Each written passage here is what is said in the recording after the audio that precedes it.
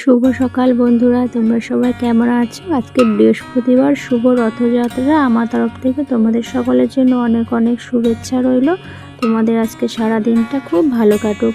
তো আজকে স্পেশাল দিন হিসাবে তো কিছু স্পেশাল রান্না করতেই হয়। তো আজ স্পেশাল বলতে এমন কিছুই নয়, রথের দিন তো আমরা সবাই খিচুড়ি খাই, আর আমাদের বাড়িতে সবাই খিচুড়ি পছন্দও করে।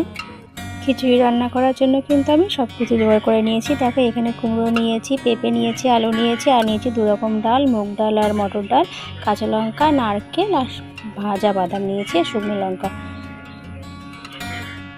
আর প্রথমে কিন্তু সব সবজিগুলোকে একে একে আমি ভেজে নেব। তো দেখো, প্রথমে আমি আলুগুলোকে ভেজে নিয়েছি, আর তারপরে ওই তেলেই কিন্তু পেঁপেগুলোকে ভেজে নেব। পেঁপেটা ভেজে নেওয়ার পরে কুমড়োগুলো, ডাঁটাগুলো সব একসাথে আমি ভেজে নেব।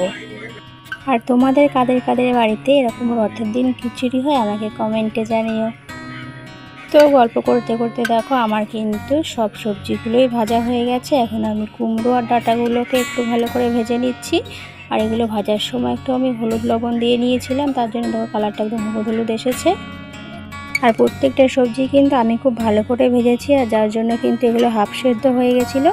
আর এগুলো তো খিচুড়িতে দিলে খুবই ভালো লাগবে। এরকম হাফ সেদ্ধ হয়ে গেলে অনেকেই কিন্তু কাঁচা একসাথে দিয়েই রান্না করে, তো আমি ভেজেই রান্না করি। তো দেখো, আমার সবজি ভাজা হয়ে গেছে, আর আমি কড়াইটা আরও একটু তেল দিয়ে কিন্তু নারকেলগুলোকে ভেজে নেব। তো নারকেলগুলো কিন্তু হাফ ভাজা হয়ে গেলেই তার সাথে বাদামগুলোও দিয়ে একসাথে ভালো করে ভেজে নেব।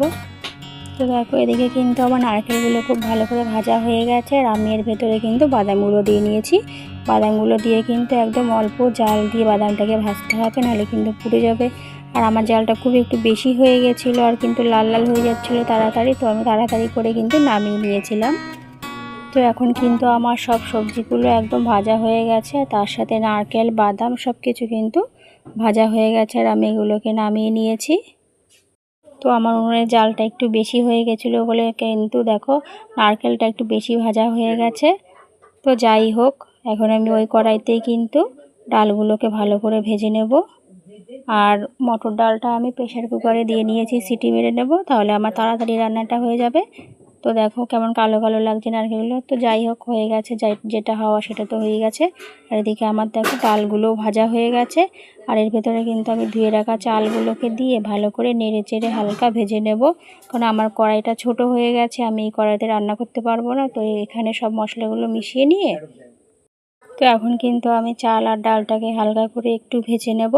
আর ভাজার সময় কিন্তু এর ভেতরে আমি একটু হলুদ দিয়ে নিয়েছি, তো পরে আমার হলুদ দিতে হবে না এক্সট্রা করে। তো হলুদ দিয়ে ভালো করে এটাকে একটু নাড়িয়ে চাড়িয়ে ভেজে নিয়েছি। আর ভেজে নিয়ে এটাকে